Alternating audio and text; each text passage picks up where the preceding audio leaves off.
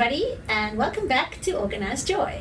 I'm Joy, and today we're going to be talking about one of my favorite topics, and that's bullet journaling. It's a place where I get to use all the journals that I buy.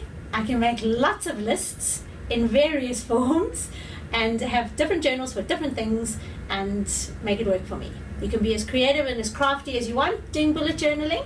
So let's get started and I'll show you how it works. So before we get into me and my bullet journaling, I should mention that there are tons, hundreds, thousands, loads, as many as you can imagine, people who put YouTube videos up about how they bullet journal. There are actually some YouTube channels dedicated to it. I will link a few of the ones that I like to look at in the comments below. Obviously there is the bulletjournal.com. They are the people who started bullet journaling, and it's a really nice story and it shows you the basics to start with. But then, as I mentioned, YouTube have certain channels. The two that I really like are Lily Pebbles does a lot around bullet journaling. Rachel Orst does quite a bit. Each month she shows you her bullet journal. And there's a channel called Sunshine Sticker Company that does bullet journaling only. And they're really great. So you can go there for some inspiration. But as I said, just search it and you'll get tons. So obviously to start bullet journaling, the most important thing that you need is a journal. So you can go onto Amazon.com and get the exact bullet journals that they sell there, because they deliver back in South Africa again, which is really great. They have page numbers and they have dotted pages, not lined pages, which once you start bullet journaling, you'll see that's what they suggest. But I love moleskins. I'm obsessed with moleskins. I have every color and size you can imagine, as you can probably see behind me.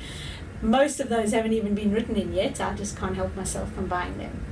So you need a good journal, then you need good pens, or a few pens, sometimes different colors depending on how you want it to work, but once you've seen the various ways you can do this, you can get the pens that you like.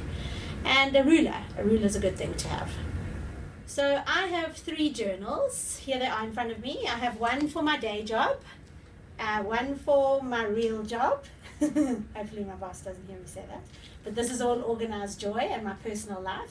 And then I have one specifically for all the video prep that we do for Organized Joy.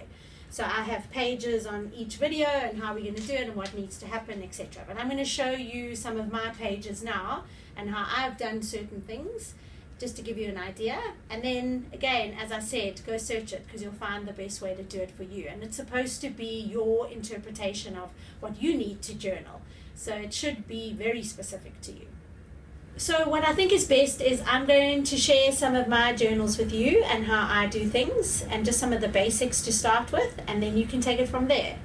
I'm going to start with the first most important thing that you need, obviously after your journal, is you create a key. A key is very important to know various tasks, appointments. Is it a question? Is there a priority? Whatever it may be, but I'll show you that. Then there's an index, which is why it's really important to have page numbers in your journal. You can write them in yourself if you find a beautiful journal that doesn't have page numbers, but that's why they have. And then the next big thing to do is a future log. A future log has a 3 months, and you put in the really big things that are happening that month and anything you need to remember. You then go into a 1 month per page where we list down all the days of the week plus the dates, and then anything that's happening on that day, specifically like public holidays, somebody's birthday and the likes, and any tasks you want done for that whole month.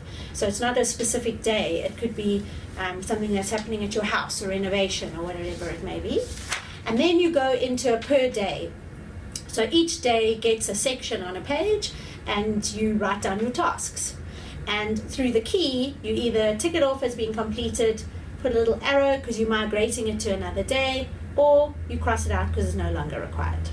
So that's the basic diary version of it. And then what happens is you can go into exact details of what's relevant to your life. So I, for example, have 1 page per video that we make. I put down where we're shooting, the location, what I wore, all the details I need to load up onto my platforms, and then I have all the stuff relevant to that episode in one place. I know what needs to happen if I need to create a list for you.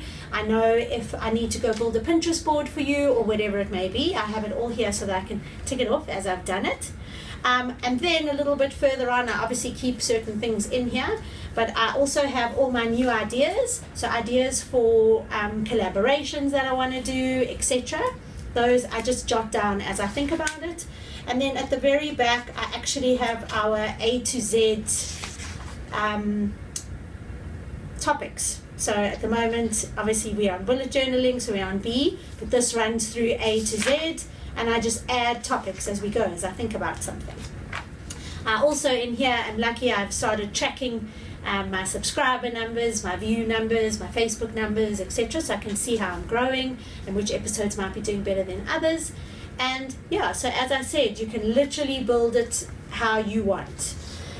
In this journal, what I have here is all my personal to-do lists. So if I need to invoice somebody, if I need to email, if I need to write copy for my emailers, if it's somebody's birthday, if I have to buy a birthday present, if I need to pay somebody, etc. So I have a page a day here. This is why I use a moleskin.